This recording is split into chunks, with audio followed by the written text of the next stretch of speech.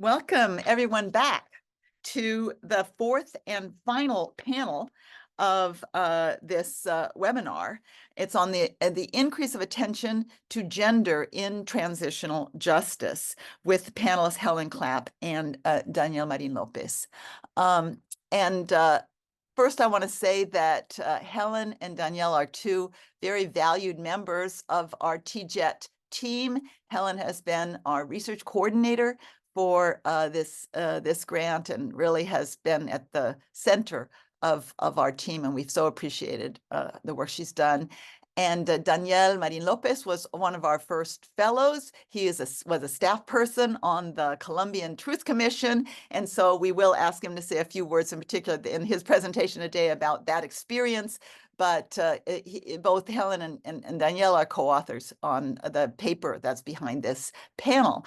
I just wanted to say we'll let them open up. Then we have a commentary from Professor Milli Lake, who is a major expert on transitional justice in general, but also on gender and transitional justice, and really helped us out when we had an earlier version of this paper to meet with the Gender Hub people in London, and we did take away some thoughts from that meeting that we've incorporated into the current paper. So, and then everyone else, please, as soon as Milli has made her remarks, if you have questions, please be ready to raise your hand. As soon as you raise your hand, you will be given, brought in, your video will be brought in, and you can unmute and you can ask your question in person. So handing over to you, Helen.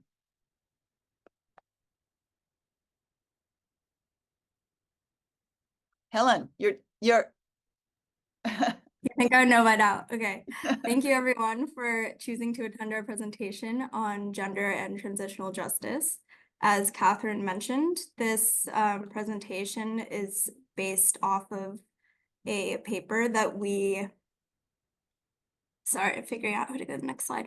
Yeah, a paper that that is forthcoming by Catherine Sickink, me, Avery Schmidt, and Danielle, who's my co-presenter. And we used our global database on trials, truth commissions, and reparations policies to explore global trends in attention to gender. So first of all, what is gender-attentive transitional justice? We had a slightly different definition for each mechanism. So for trials, we define them as gender attentive if the crime was sexual in nature. So for example, a police officer on trial for raping somebody would be considered gender attentive. And we also defined crimes that were committed against a victim because of their gender identity, sex, or sexual orientation. Truth commissions had several ways that they could be gender attentive. So, for example, if they examined a pattern of gender-based violations committed by state agents, or if they consulted any gendered victims groups in their design, or made recommendations about gender attentive reforms. Then finally, reparations we considered gender attentive if they were provided for sexual or gender-based crimes, or if they considered the gender or sexual orientation of the victim in awarding reparations. So we noticed a few broad themes in the literature on gender and TJ, which we put into two categories, emergence and content. So on the emergence of gender-attentive TJ, we found that some scholars argue that there is very little attention at all to gender in transitional justice. Then on content, we saw several arguments in the literature about how when there is attention to gender, it has a very narrow focus on only female victims of usually physical harms, and in particular rape. So scholars are arguing that this narrow focus excludes male victims and LGBTQ victims, as well as any types of gendered harms that are not physical in nature, including gender-based discrimination that could contribute to enabling sexual violence.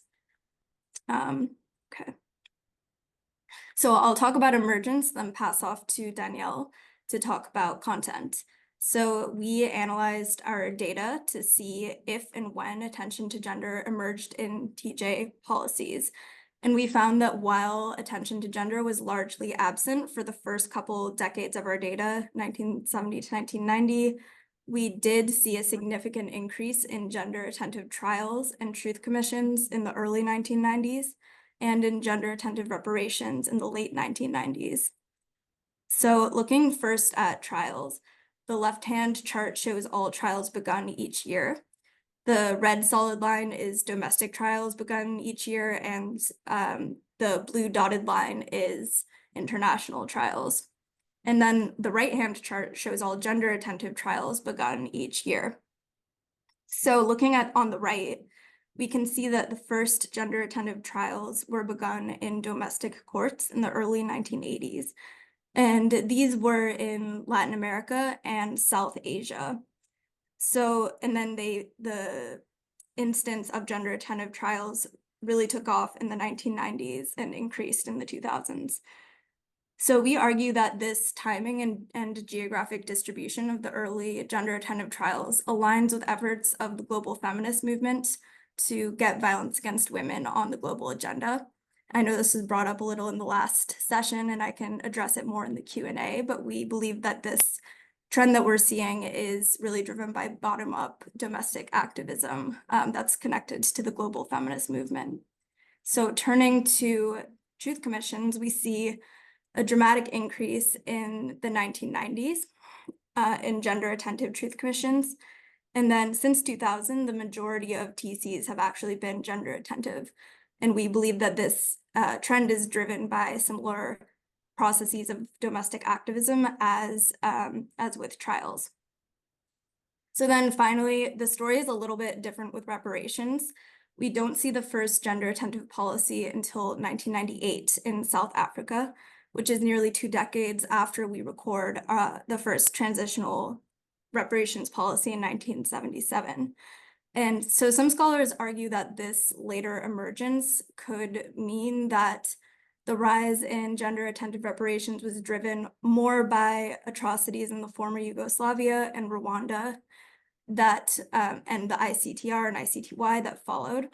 However, looking more closely, we see evidence that South Africa's TRC and its reparations policy became gender-attentive in response to a presentation by activists and academics who were involved with the global feminist movement. So in this way, we see the influence of domestic activism on attention to gender and reparations.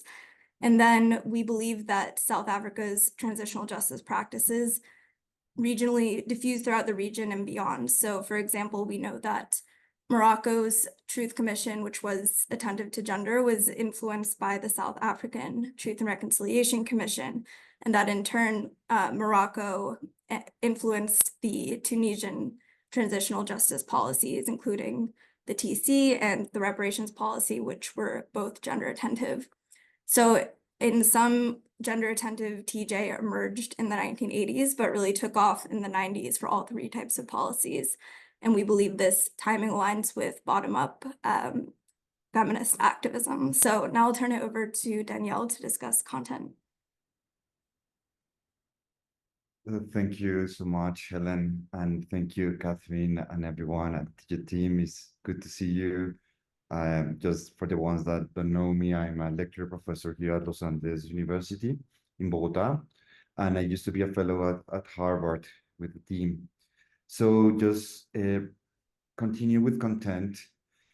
Our analysis explored how the focus of gender-attentive transitional justice policies has evolved over time. We assess how these policies use a narrow understanding of gender harms, free-ranging bodily harms, and rape over the manifestation of gender-based harm. Additionally, we examine whether TJ policies apply a narrow definition of gender victims, typically focusing on the experiences of women and excluding those of men, boys, and LGBTQI+ individuals. And next slide, please. So the data shows that most gender-attentive TJ trials concern allegation of sexual and gender-based violence, as you can see there, with female victims being like the most victimized population. 584 of the 622 gender-attentive trials involve SGBV, and only 32% involve non-rape SGBV crimes. This evidence suggests that when TJ trials are gender-attentive, they predominantly focus on physical harm. The data also strongly support the claim that gender-attentive trials disproportionately focus on harms suffered by women, as I said before. The next one, please. So, but however, we are starting to see some attention to other types of gender victims and harms. TJ involving violence against male or LGBTQI victims has emerged more recently, suggesting changing practices over time. Additionally, over 28% of all gender-attentive trials involve crimes against children. I can have a deep focus on this in the Q&A if you want, but I want to focus a little bit more on the case study that I work on for this paper, that is the Colombian case study. So I witnessed a little bit of this emergence of the Colombian SGBV like emergence in the country, in the transitional justice institution. And it spans for over 20 years and is really rooted in early judicial decisions that acknowledge the disproportionate impact of violence on women and call for state action. This progress is intertwined with a long history of feminist activism dating back to the 1930s and all the ratifications of the treaties that Colombia had, including CEDAW in 1982 and other comprehensive laws that were enacted by Congress. Also, I think that there's also feminist advocacy that play a pivotal role here, incorporating gender issues into the peace process initiated by President Juan Manuel Santos that led to this landmark 2000 peace agreement that obviously all of you know. And there was a particular gender subcommission that participated in that peace negotiation that ensured a focus on gender throughout the process. So for the creation of the Truth Commission and this recent war crime tribunal called the HEP, we already incorporated some kind of this gender focus here. But moving back to 2011, when we have the reparations program enacted, there was kind of an emphasis also on women's access to land restitution and how to prioritize female heads of household. Domestic trials also began investigating gender crimes by paramilitary commanders and later extending to LGBTQI population. And the Truth Commission recently, we ended up in 2022, consulted extensively with women and gender minorities, and I can give you more examples if you want during the Q&A. I just want to finish with saying that we have the HEP established in 2017 that is highlighting this gender-based violence, and they open a micro case, as we said, here in Colombia. And just to end, I think that this comprehensive and inclusive gender perspective in Colombia's TJ process exemplifies a positive spillover effect, as you were discussing before, setting a precedent for future TJ initiatives worldwide. Thank you, and I'll now turn it over to Helen for final remarks. So just briefly to touch on next steps in terms of our research, Catherine and I are working on a chapter for the Victims' Rights and Justice Handbook about how victims have mobilized to achieve justice for gender-based crimes. So that will be forthcoming. And then we also have some shorter policy pieces, including one on feminist foreign policy, and our team members will be working on more of those. And then finally, we hope that our database will be a tool for researchers interested in gender. And Jeff Dancy in the final remarks will show you how to access the website and how to filter for different types of data that you may be interested in. So we'll stop there, and thank you, everybody. Great. So thanks, Helen and Danielle, for presenting that material. We're going to hear now from Milli Lake, Milli is Associate Professor of International Security in the International Relations Department at the London School of Economics. And as I said earlier, she's an expert on transitional justice. I just want to mention one piece, which is her book, Strong NGOs and Weak States, Pursuing Gender Justice in the Democratic Republic of Congo and South Africa. So Milli, will you please take 5 minutes for comments? Thank you so much, Catherine, for that kind introduction, and to all of the team. Again, I could spend the whole 5 minutes, I think, praising the work that you've done, but I will not do that and move on with my comments. But yeah, Helen and Danielle, thank you so much for the presentation. It was super clear as well, and really crystallized a lot of the points in the paper. And as Catherine said, I was really lucky to have a chance to see an earlier version of this. And so I loved reading the final draft, and there's still so much more I want to know. So my comments are really focused, I think, around what I would love to learn from the amazing data that you've collected in the future. So first of all, to say I really appreciated the focus on feminist mobilization and local activism. I found that super persuasive. I'm not going to say very much on this point, except thank you for that contribution. I think it really adds something important. I will be using this a great deal in my teaching and my own research. I think for me, what I wanted to focus my comments around is this really important finding around spillovers and crowding out, or this conversation. And this is really a question incredibly close to my heart. It's something I think about constantly throughout all of my work, and I'm really grateful to be continually kind of pushed forward in my thinking about this. I think your work has gone such a long way to filling an empirical gap in knowledge that I certainly didn't have. And so I want to focus a couple of comments just around that.